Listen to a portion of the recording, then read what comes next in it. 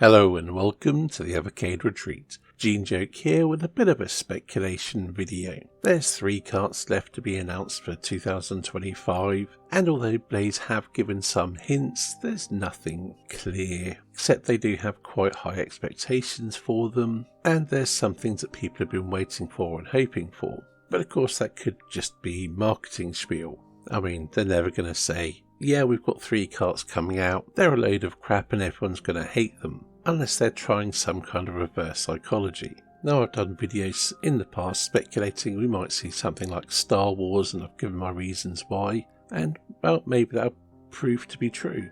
But today I'm talking about something which has been mentioned before, and that is the Last Ninja Collection, or perhaps a System 3 collection. The Last Ninja Collection was kickstarted last year and achieved its goal quickly. Somewhere in the comments or on one of the social media feeds, someone from System 3 let slip that there had been talks about an Evercade cartridge, but that Blaze had pulled out. Blaze have remained remarkably quiet on the subject, and I don't think anything else has been heard.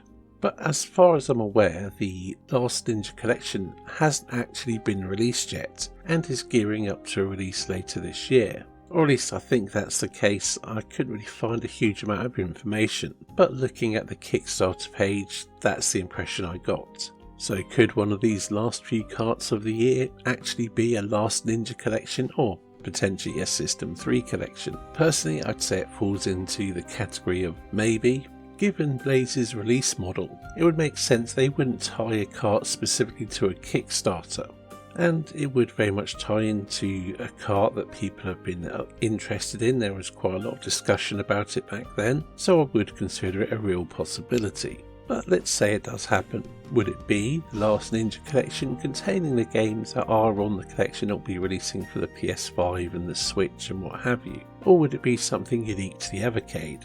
Perhaps a System 3 collection which features the Last Ninja rather than just the Last Ninja Collection? Well, your guess is as good as mine, but let's break down the possibilities.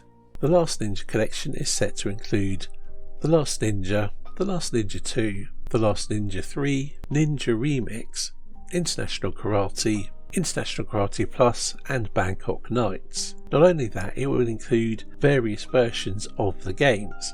So if there was a Amstrad or Spectrum version of a game, that was included, or will be included. Generally, Evercade carts don't tend to contain multiple versions of the same game, so I think it's safe to say if this collection happened as is, we would just see what's considered the best version of each one.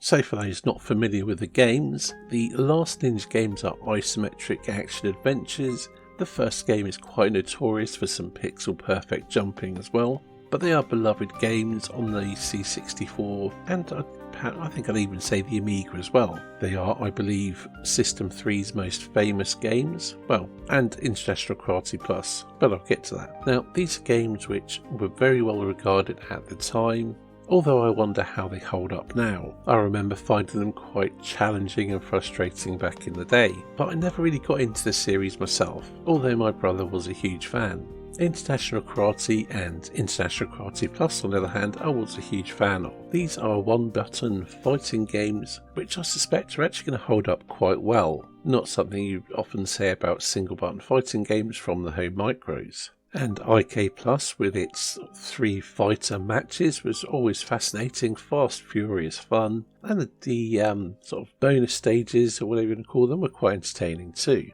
It was a staple of many Amiga owners back in the day, and I think it would go down well on the Evercade. Bangkok Nights, on the other hand, I am not really familiar with. I remember hearing about it back in the day, seeing it in magazines, but I don't think I ever played it. Now, to be perfectly honest, if the Last Ninja Collection was announced, I'd be quite happy. I'm fairly easygoing though, and I would definitely give the Last Ninja games another try and see if I can get into them and beat them, which is something I certainly never did back in the day. And I'd be quite happy to give Bangkok Nights a try. Obviously, I've just said quite clearly how into IK Plus I would be, so yeah, I think it'd be an interesting collection, but I can imagine it not going down or not impressing certain people. Those who didn't play them back in the day, those who haven't heard of them, would probably find it looked like an underwhelming collection. But ultimately, as I've mentioned, this is a collection that people have been asking for and hoping for, so I think as a whole it would go down well. Now, one thing that Blades have said about the upcoming to be announced collections is that they're first from whatever deals they are, there's no number 2s, and that they could all potentially lead to 2s and 3s, what have you. Well, System 3 have plenty more games, and in some ways it would make sense, or at least to me, that they wouldn't do a Last Ninja collection, but do System 3 collections 1, 2 and 3 or whatever, and spread the Last Ninja games throughout them. But what else could they include on such collections?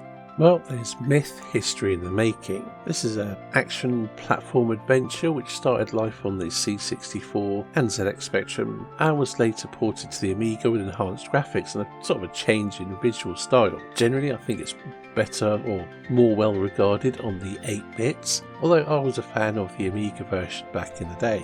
There are also the Putty games, Putty and Super Putty or Putty Squad. They also released a game called Tusker on the C64, which was an Indiana Jones style adventure. I never played it myself, I don't really know much about it. The same goes for a beat 'em up they did called Vendetta. Flimbo's Quest is a platform game that many C64 fans have a lot of fondness for. There's also Fuzzball on the Amiga, another one I haven't played. Now, this bit I'm not entirely sure how things sit, whether they just own the rights to some games in the series, but they were the publishers of some of the James Pond games, or at least on some formats. On the System 3 website they do list James Pond and James Pond in Aquatic Games and James Pond 3, but it doesn't seem to mention James Pond's 2 Robocop, which I believe is the most popular in the series. But if they do own them, or some of them, well, there's some more possibilities right there. They also developed Constructor, which was released on DOS and the PS1. It's one of those games that I never played, but I remember seeing on the shelves a lot. As I understand it, it's a strategy simulator type thing where you run a construction company. Yeah, that's the extent of my knowledge on that one. They also published other games on the PlayStation and beyond, although what the right situations for those are, if they actually own the games themselves, I have no idea. But the website shows titles such as Guilty Gear, Toshinden 4, Desert Fighter, Creatures 3 Lost in Space, Crisis Beat and Silent Bomber. A few of those I do have a distinct feeling they probably published only and wouldn't be able to license to Evercade, but that's pure speculation on my part, I know nothing for fact. But what I can say is System 3 have been around for years, ticking away, maybe largely in the background. They haven't released any particularly huge hits that I'm aware of, or at least not they've developed themselves, really since about the year 2000, but they have been around.